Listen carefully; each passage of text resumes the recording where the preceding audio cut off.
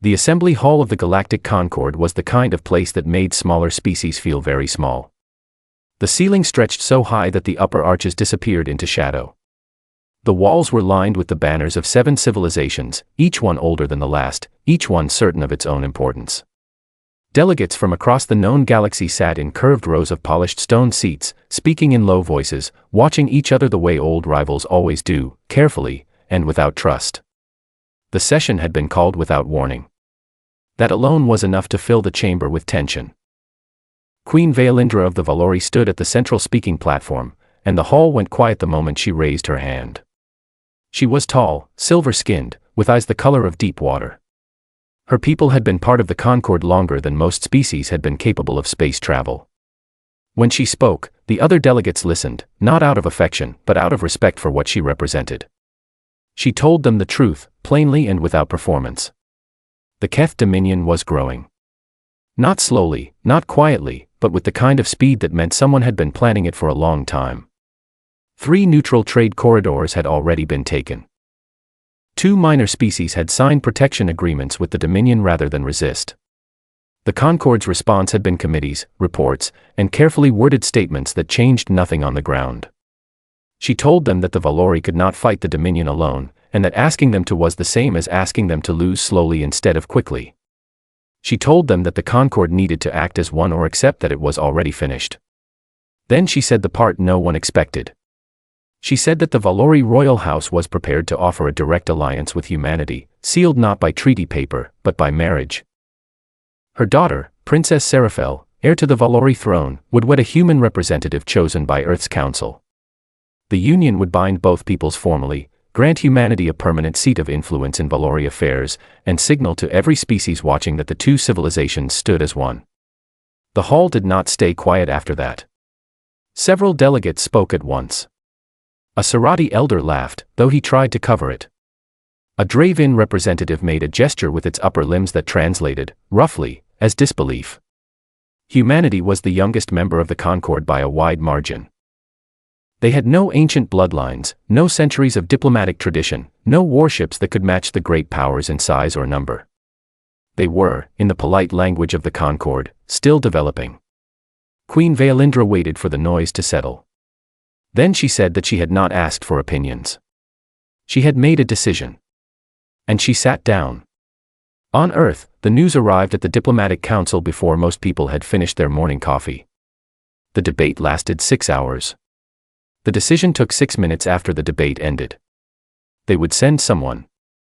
The question was who.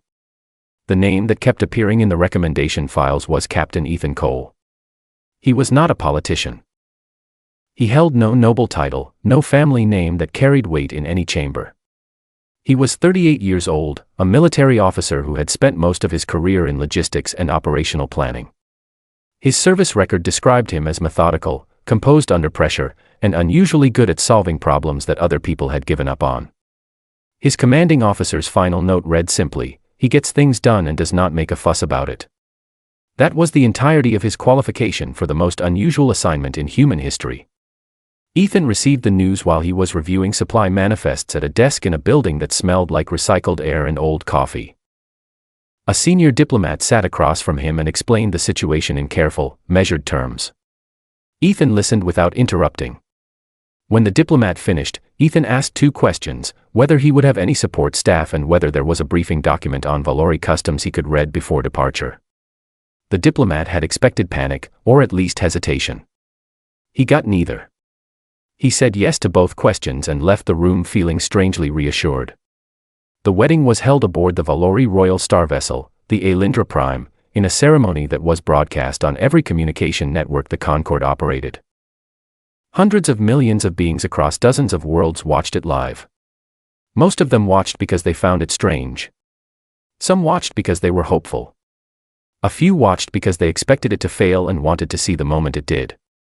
The ceremony itself was formal and precise. Every movement had been choreographed by Valori court officials who had rehearsed it for weeks. Ethan followed each instruction carefully, missing nothing. He wore a dress uniform that had been made for the occasion, dark blue, clean lines, no decoration beyond his service insignia. He stood straight. He spoke as part of the vows in the Valori language, which he had been practicing from recordings during the journey out. His pronunciation was not perfect, but it was close enough that the court officials exchanged brief glances of surprise. Seraphel stood beside him through the entire ceremony without once looking directly at him. She was dressed in the white and gold of the Valori royal house, and she moved with the kind of stillness that comes from a lifetime of being watched. She was composed and distant, and she made it clear with every line of her posture that she understood this was a duty and nothing more. When the ceremony ended and the formal reception thinned out, Ethan found himself standing on the wide observation deck at the rear of the ship. The stars beyond the viewport were thick and bright, and the quiet was the kind that comes after a long day of noise. He stood there for a while without moving, just looking out.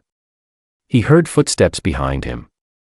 Seraphel came to stand a short distance away, not next to him but not entirely apart either. She stared through the viewport the way someone stares at something they are not really seeing. There was tension in her shoulders that the ceremony had not put there. It had probably been there for weeks. Ethan did not say anything for a moment. He moved to the small service unit built into the deck railing and checked what was available. There was something warm, not exactly tea, but close enough in the way it was prepared. He filled a cup and set it on the railing beside her without a word. He did not offer it, did not draw attention to it. He just placed it there and stepped back to his own spot by the viewport. She looked at the cup. She looked at him, briefly, with an expression that was hard to read, not warm, but not unfriendly. Then she picked up the cup and drank from it slowly. Neither of them spoke. The stars moved past in silence as the ship traveled deeper into Valori space, carrying with it a marriage that no one believed in, a treaty that most considered theater, and a human man that the entire galaxy had already decided did not matter. Ethan watched the stars and thought about what came next. He had read the briefing document twice. He had read it a third time on the shuttle over. He knew what the Keth Dominion was doing and roughly how much time the Concord had before the situation became something that talking could not fix. He also knew that no one in that galaxy was going to take him seriously until he gave them a reason to. He was patient. He could wait for that moment. He had learned, growing up on a planet full of people who had fought each other for most of recorded history, that the most dangerous thing in any room is the person that nobody is watching. The Valori royal court was a place that had very clear ideas about who mattered and who did not. The noble houses had spent centuries building those ideas into every part of court life, the seating arrangements at formal dinners, the order in which people were addressed, the length of the corridor given to a visiting dignitary before someone of higher rank was allowed to enter the same room. It was a system that worked well for the people at the top of it and was quietly suffocating for everyone else. Ethan entered this system at the very bottom and seemed completely unbothered by it. The noble advisors had expected either arrogance or awkwardness from the human. Most species, when placed in an environment they did not understand, either puffed themselves up or retreated. Ethan did neither. He moved through the court the way someone moves through a city they are visiting for work, attentively, without pretending to belong, and without apologizing for being there. He watched everything. He remembered everything.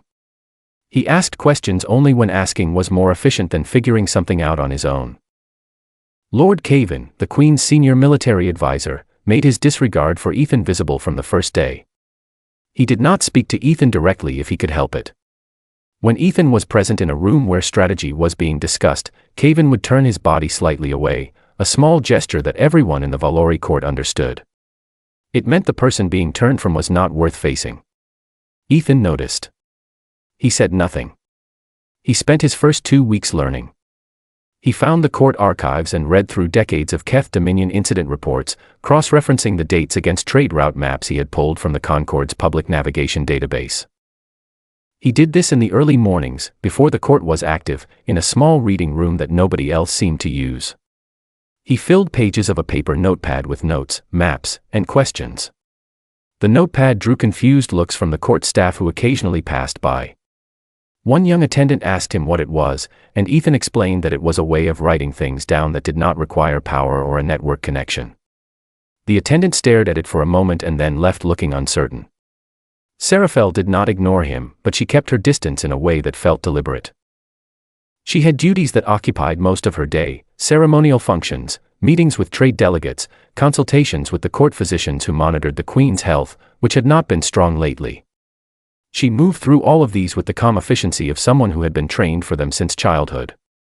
Ethan sometimes crossed paths with her in the long corridors between the court chambers, and they would exchange a few words, nothing significant, nothing personal. She was testing the temperature of the water without stepping in. Then she started asking him things. It began with a small question at a formal dinner, a question about how Earth's early diplomatic systems had handled internal trade disputes between rival nations. It seemed like the kind of thing a curious person might ask. But the way she asked it was precise, and the way she listened to his answer was more precise still. She was not making conversation. She was evaluating something. Ethan answered honestly. He told her that for most of human history, trade disputes between nations had been solved through a combination of economic pressure, threat of force, and someone eventually deciding that the cost of fighting was higher than the cost of compromise. He said that humanity had been very bad at this for a very long time before getting slightly better at it. He said that the getting slightly better part had cost an enormous amount of lives, which was not something any species should be proud of, but which had produced a very deep understanding of how conflict actually works. She studied him for a moment after that. Then she moved the conversation forward as though the exchange had been casual. But the next day she asked him something harder. She described a current situation in the court, a dispute between two noble houses over resource rights in a border region, and asked him how he would resolve it without either house losing face publicly. It was a trap.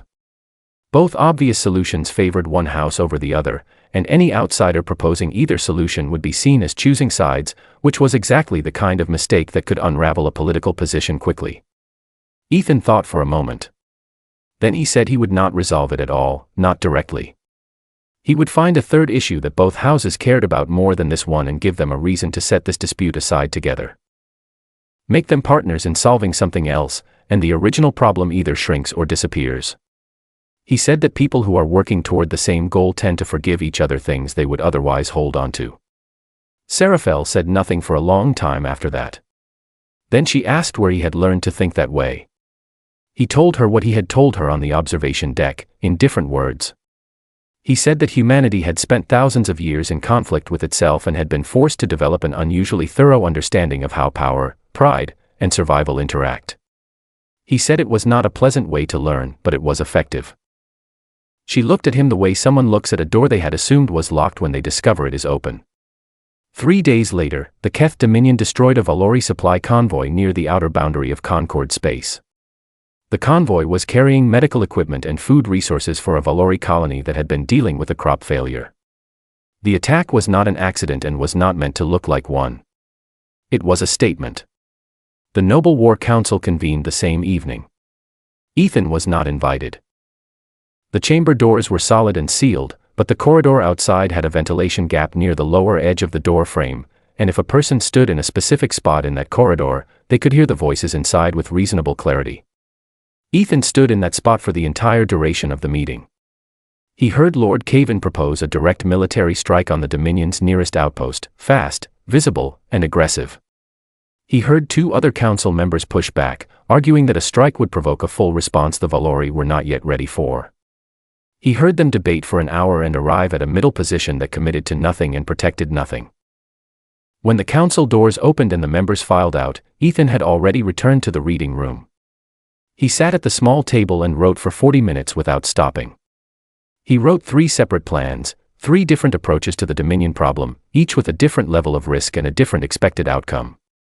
He wrote them in plain language, with no military jargon, and laid them out in the order he would personally choose if the decision were his. He left the notepad on the table and went to find something to eat. Seraphel found the notepad an hour later. She had been looking for him and the attendant had told her where he spent his mornings. She stood in the reading room and read what he had written, slowly and completely, twice. When Ethan came back and found her there, she looked up from the pages and asked him one question. She asked him how long he had been working on this. He told her he had started the night they arrived on the ship and had been filling in pieces ever since.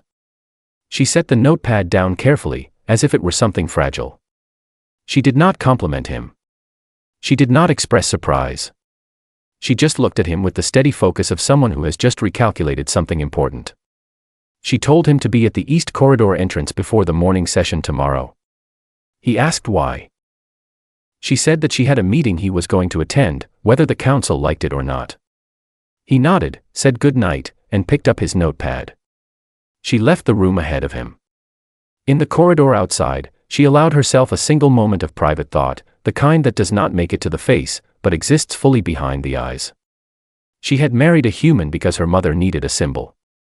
She was beginning to think she had gotten something else entirely. The Concord Council chamber was not built for people who were not supposed to be there. Every seat at the long curved table had a designated occupant. Every voice given the floor had been approved through a process that took weeks and involved 3 separate committees.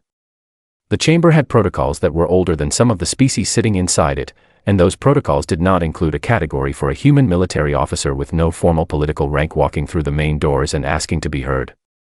Ethan walked through the main doors anyway.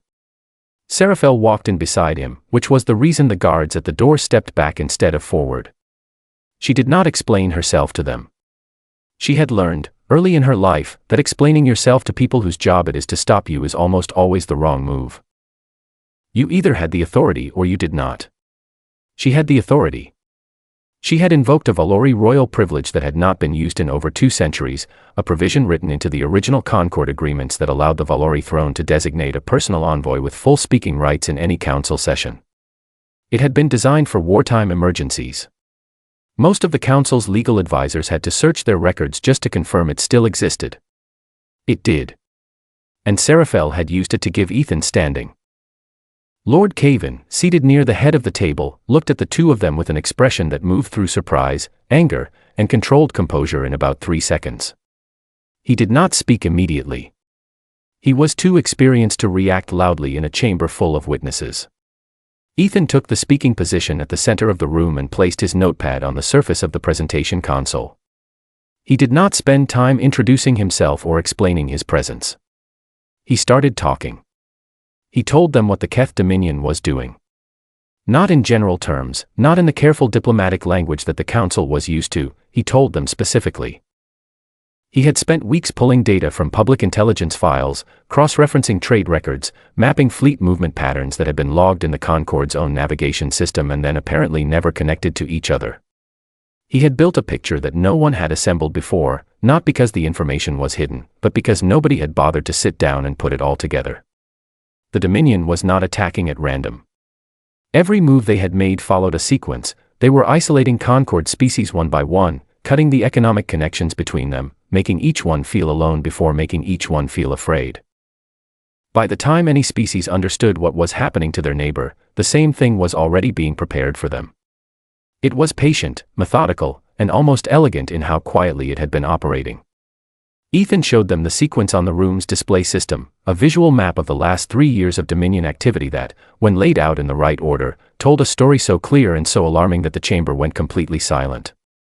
He let the silence hold for a moment. Then he moved on to what could be done about it. He did not propose a war. He did not propose a grand fleet engagement or a dramatic counterstrike that would play well on broadcasts. He proposed something that sounded, on the surface, almost boring. He said the Dominion's power came from its supply lines, not its weapons. If those lines were disrupted, not destroyed, just disrupted, made unreliable, made slow, the forward fleets they had positioned near Concord space would become liabilities instead of strengths.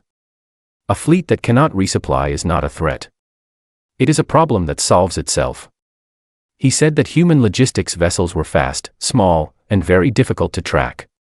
They were designed that way because Earth had spent centuries moving supplies through contested regions where being noticed was the same as being targeted. He said that with Concord coordination, those vessels could be used to run interference along the Dominion supply corridors, not attacking, not engaging, just making enough noise in the right places that the Dominion's internal movement became unpredictable and expensive.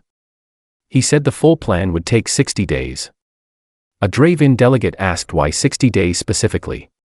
Ethan told her that 60 days was the point at which the Dominion's forward fleets would begin to feel the shortage in measurable ways. He said that before 60 days, they would be uncomfortable. After 60 days, they would be in trouble. A Serati elder said that the plan sounded like something designed for a much smaller conflict and asked how Ethan expected it to work against a force the size of the Dominion.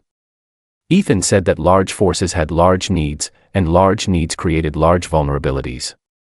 He said that size was not always the advantage it looked like. Lord Caven spoke then. He said, in a tone that was carefully neutral, that the Council did not have a basis for placing operational trust in a human officer with no recognized standing, no demonstrated record of command, and no formal role within the Concord military structure. Ethan looked at him evenly and said that he had not asked for trust. He had asked for 60 days. The Council debated for 2 hours. Ethan waited outside the chamber with Seraphel. She stood with her arms at her sides and her eyes forward, which was her way of thinking hard about something. Ethan sat on a bench in the corridor and worked through a secondary version of the plan in his notepad, adjusting for variables he had not had time to include in the main presentation. When the vote was announced, it was narrow. 4 species in favor, 2 abstentions, 1 against. The Council authorized humanity to take operational coordination authority for the Joint Task Force for 60 days. If the plan failed or caused additional damage, the authority would be revoked and the matter returned to traditional military council. Ethan folded the notepad, put it in his jacket, and stood up. He looked at Seraphel and said that he was going to need access to the Concord's full communications network and a meeting with every logistics officer assigned to the task force by end of day. She said she would arrange it. He said thank you, sincerely, for what she had done with the royal privilege. He told her it had taken him a moment to figure out how she had done it legally, and that once he understood, he thought it was one of the most efficient things he had seen anyone do in a political chamber. She said that she had grown up in a court full of people who believed rules were for other people, and she had learned early that the best way to move through that environment was to know the rules better than everyone else in the room. He nodded and said that they had that in common. She started walking toward the communications wing and told him to keep up. He walked beside her, matching her pace without effort. The corridor was long and busy with court staff moving between functions, and nobody gave the two of them a second look, the alien princess and the human officer walking side by side, fast and purposeful, already thinking about what came next. In the council chamber behind them, Lord Caven sat in his seat and stared at the display map that was still visible on the main screen. The sequence of Dominion movements was still laid out exactly as Ethan had left it. Caven had seen intelligence reports for decades. He had read analyses from the finest military minds his people had produced. He had not seen that picture until today. He stared at it for a long time before he finally stood and left the room. The Joint Task Force had never been asked to work together before. That was the first problem Ethan ran into, and it was a bigger problem than any of the ones he had planned for. The Concord was an alliance in name, but its member species had spent centuries developing their own military systems, their own communication protocols, their own ways of organizing a fleet, and almost none of those systems were designed to talk to each other. Getting information from a Valori command station to a Draven supply vessel required 3 separate translation steps and took twice as long as it should have. Getting a Serati logistics officer to agree on a shared timeline with a human operations team required 4 meetings and a diagram that Ethan drew by hand on his notepad and then had physically carried across the ship by an attendant because the digital transfer would have taken longer. It was, in Ethan's private assessment, a complete mess. He did not say this out loud. He said that they had some communication alignment to work through and that he was confident they would get it sorted. Then he went back to his console and started building workaround systems for every connection point that was not functioning the way it needed to. Lieutenant Dana Griffith was the first human officer to arrive for the assignment. She was organized, quick, and had a very short tolerance for inefficiency that she expressed through extremely precise written communications rather than complaints, which Ethan found immediately useful. She took over the internal scheduling coordination within the first 6 hours and by the end of the first day had produced a shared timeline document that all 7 species in the task force could read in their own language simultaneously. She did this without being asked. Ethan promoted her responsibilities on the spot. Commander Paul Harmon arrived 2 days later and took over core operations, the actual movement planning for the human logistics vessels that would be running the interference routes along the Dominion's supply corridors. Harmon was the kind of officer who never seemed to sleep but also never seemed tired, and who could hold the details of 6 separate operational tracks in his head at the same time without confusing any of them. He and Ethan had worked together before, years earlier, and their working relationship required almost no explanation on either side. By the end of the first week, the task force was functioning as something that could be reasonably called a single unit, even if the connections between its parts were still rough. The human logistics vessels moved first. They were small ships by Concord standards, fast and lightly armed, built for movement rather than combat. They operated in groups of 3, shifting routes every 48 hours, making just enough presence felt in the Dominion supply corridors to create uncertainty without triggering a full military response. Ethan had been precise about this. The goal was not to destroy anything. The goal was to make the Dominion's logistics commanders unsure about what their supply lines would look like tomorrow. Uncertainty was expensive. Uncertainty made people hold things in reserve. Holding things in reserve meant less reaching forward. The Dominion noticed within the first 10 days. They increased patrol coverage along 3 of their main corridors, which required pulling ships from other positions to cover the increase. Ethan had planned for this. When those patrol ships moved, 2 of the pressure routes he had been holding in reserve opened up, and he moved the next group of logistics vessels through them immediately. It was like pushing water through a gap in a wall. Every time the Dominion sealed one opening, the pressure found 2 more. On day 20, Harmon reported that 2 Dominion resupply convoys had turned back from their intended destinations and returned to interior space. The reason was not damage or interception, it was because the route assessments had changed 3 times in a single cycle and the convoy commanders had decided that proceeding was too uncertain. Ethan read the report and made a small mark in his notepad. On day 30, the first measurable shortages appeared in the Dominion's forward fleet positions. Fuel reserves at the nearest staging post had dropped to 60% of operational standard. Ammunition replenishment was behind schedule by 11 days and falling further behind. The Dominion High Command responded by ordering a temporary reduction in patrol activity along the Concord border, pulling ships back to protect the interior lines instead. Dana flagged this immediately and brought it to Ethan during the brief window every evening when he sat down to eat something. He looked at the data, told her it was exactly what he had expected, and asked her to coordinate with the Sorati liaison officer to confirm that the Sorati monitoring stations on the border were logging the patrol reduction accurately. She asked if this meant the plan was working. He said it meant the plan was doing what plans do when you build them correctly. It was creating conditions rather than forcing outcomes, and conditions were a lot more reliable than force. She wrote that down. She wrote a lot of things down when Ethan said them.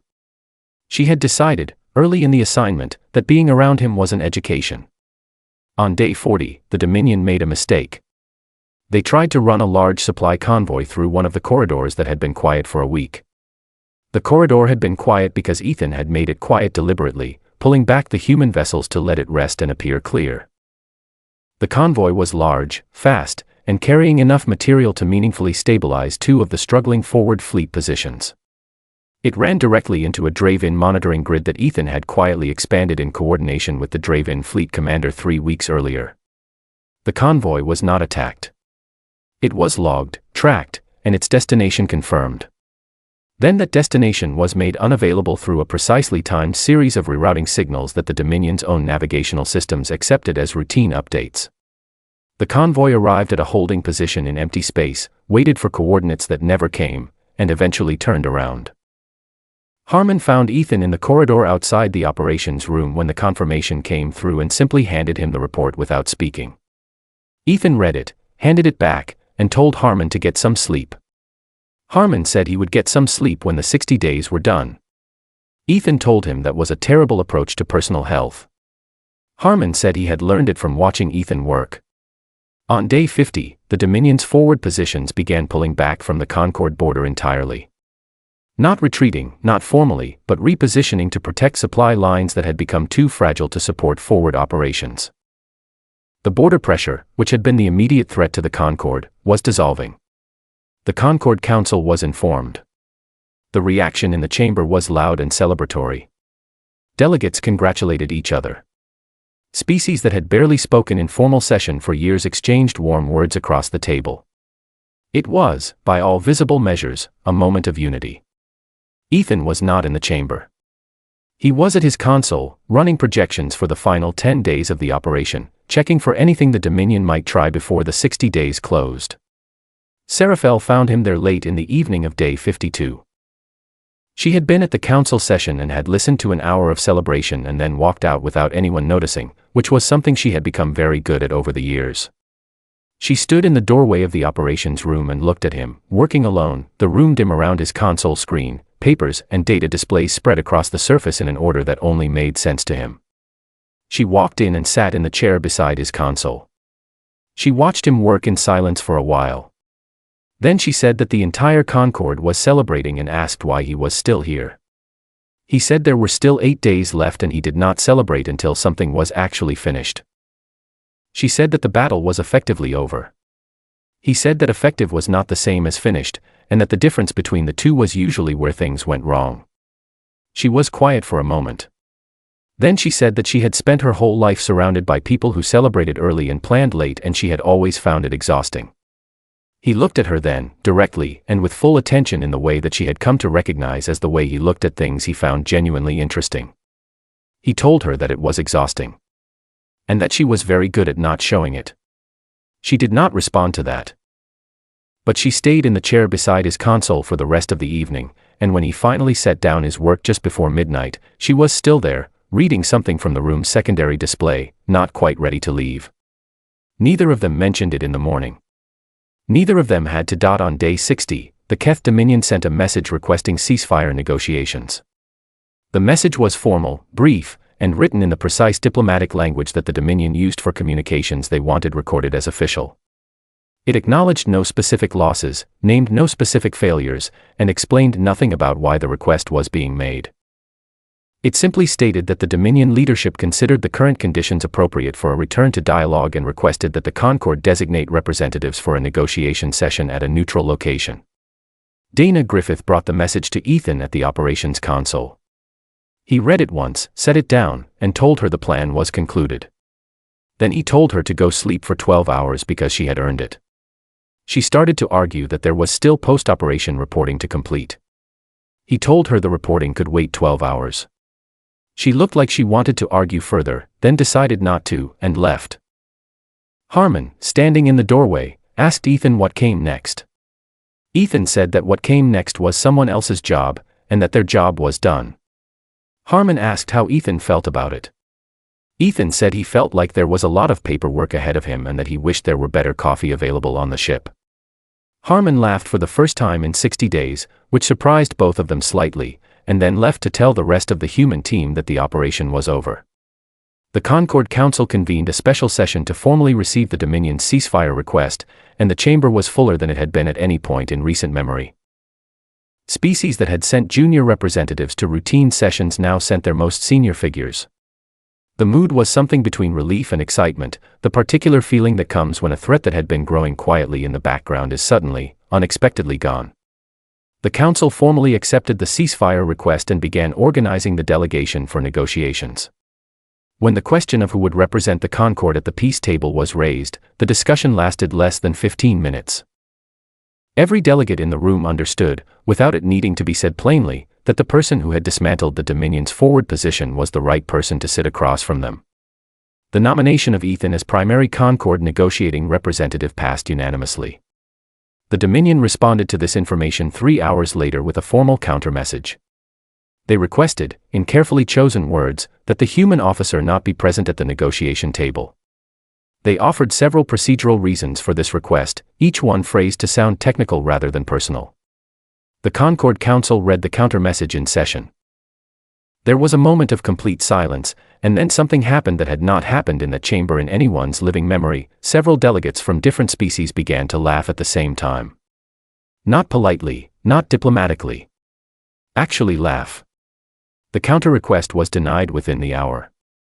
The Council's formal reply stated that Concord negotiating representation was an internal matter and not subject to external input. Ethan was confirmed as primary representative. He was told this information while he was filing the operation's final logistics report at his console. He read the Council's decision, set it aside, and went back to the report. Seraphel found him an hour later and told him she was attending the negotiations as the Valori representative, seated beside him. He said that was good. She asked if he was not at all concerned about sitting across a table from the Dominion leadership. He said that people who had just sent a message asking for him not to be in the room were people who were already afraid of him, and afraid people at a negotiation table made fewer demands than confident ones. She looked at him for a moment and then said that he was going to be fine. He said he knew. The negotiations took 4 days. The venue was a neutral station at the edge of shared space, and it was the kind of meeting that filled every communication channel in the galaxy with speculation and analysis from the moment it was announced. Representatives from every Concord species attended as observers. The Dominion sent a delegation of 7, led by their senior diplomatic minister, a tall and angular being named Veth, who had conducted negotiations for the Dominion for 30 years and was known for patience and for finding the soft points in any opponent's position. Veth found no soft points. Ethan sat across the table from him and worked through the treaty language with the methodical calm that had by now become the thing every non-human observer associated with him. He was not cold and he was not aggressive. He was simply precise, and precision in a negotiation is a kind of pressure that never stops. Every clause the Dominion proposed that was not exactly what it appeared to be, Ethan found. He did not make a production of finding them. He would simply pause on a paragraph, ask a single quiet question about the specific language used, and wait. The pauses became a rhythm that the Dominion delegation began to dread, because every pause meant something was being identified. On the second day, the Dominion attempted to insert a clause that would limit future Concord military coordination under the framing of a mutual de-escalation commitment. The clause was buried in the middle of a long administrative section about shared navigation rights. Ethan found it on the fourth reading of that section, in the early morning before the session resumed, when he was going through the draft with a notepad and marking every point where the practical effect of the language did not match its stated purpose. When the session opened, he raised the clause without preamble. He read it, explained in plain language what it would actually do if enacted, and removed it. He said he was happy to discuss genuine mutual de-escalation measures and listed 3 specific proposals that he had prepared in advance. The Dominion delegation accepted 2 of them. Ethan said that was a reasonable start.